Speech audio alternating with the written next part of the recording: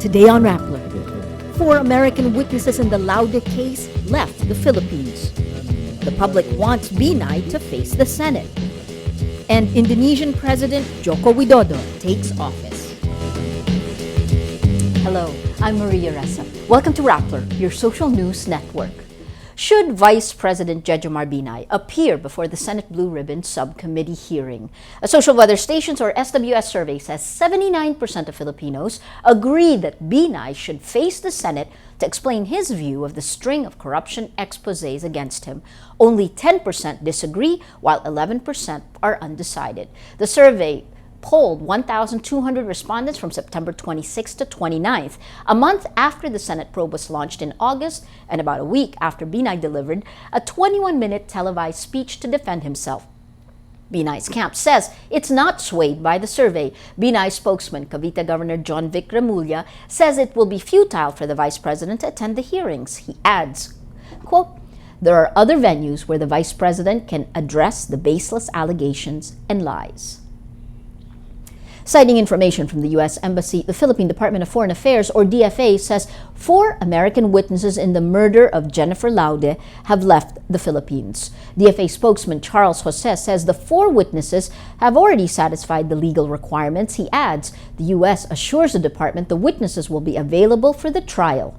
In a related development, Laude's German boyfriend arrives at her wake Monday. Jennifer met him online and they plan to get married in Thailand. Laude's family's looking to hold a cremation service on Friday.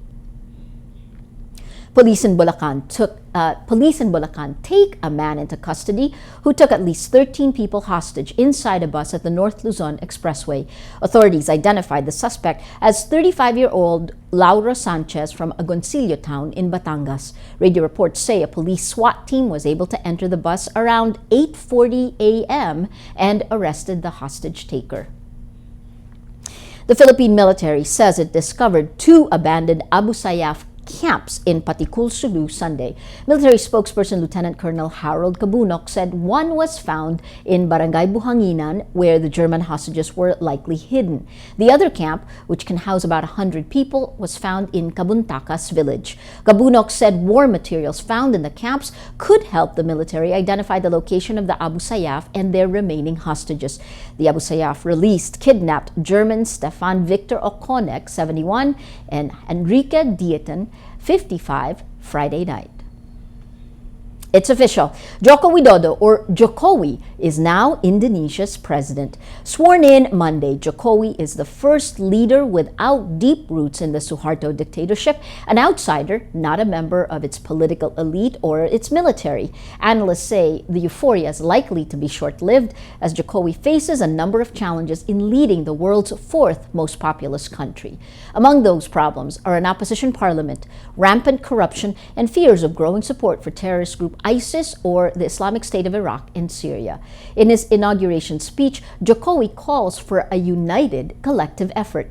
The man he defeated in the elections, former General Prabowo Subianto, saluted him from the audience. Jokowi says hard work is a, quote, prerequisite to becoming a big nation. We will never become a big nation if we're divided. We will never be truly free without hard work. The World Health Organization officially declares Nigeria Ebola-free Monday. This comes after 42 days, equivalent to 2 incubation periods without new confirmed cases of the deadly virus.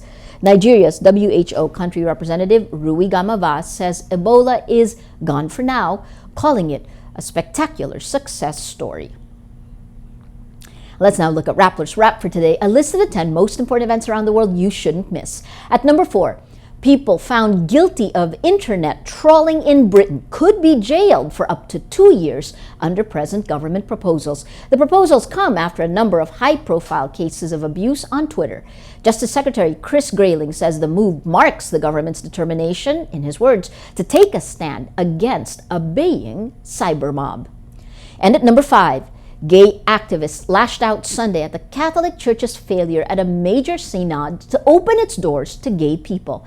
After 2 weeks of fierce debate, the prelates approved a final document but sidelined 3 paragraphs that could have signaled a more welcoming stance towards gays and allowing divorced and remarried Catholics to receive communion.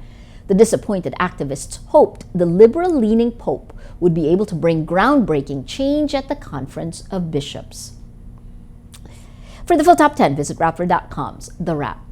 Filipino singing sensation Charisse Pempenco tells Oprah Winfrey she identifies as a male. Pempenco says, in her words, my soul is male, but says she's not thinking about going through gender reassignment surgery. Pempenco became famous after her videos on YouTube caught the attention of talk show hosts Oprah Winfrey and Ellen DeGeneres.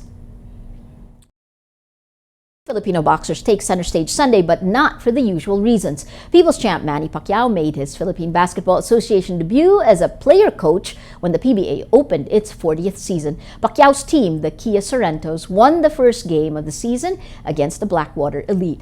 But the boxer won't be seeing basketball action for a while as he prepares for his November fight against American boxer Chris Algieri.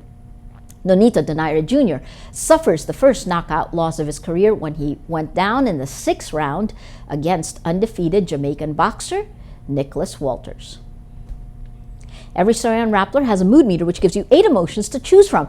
Click how you feel and your vote comes down to the mood navigator in the middle of the front page. If we take a look today, these 10 stories have gotten the most number of votes, and the story that's gotten the most number of votes in the last 24 hours has to do with Vice President Binay. How Binay got away from his first graft case is an exclusive by Aris Rufo. You have a whopping 98% angry. Bringing out the mood of the day. Today, Monday, most people are angry. Well, that is Rappler's Newscast for today, Monday, October 20th, 2014. I'm Maria Ressa. As we say at Rappler, tomorrow begins today.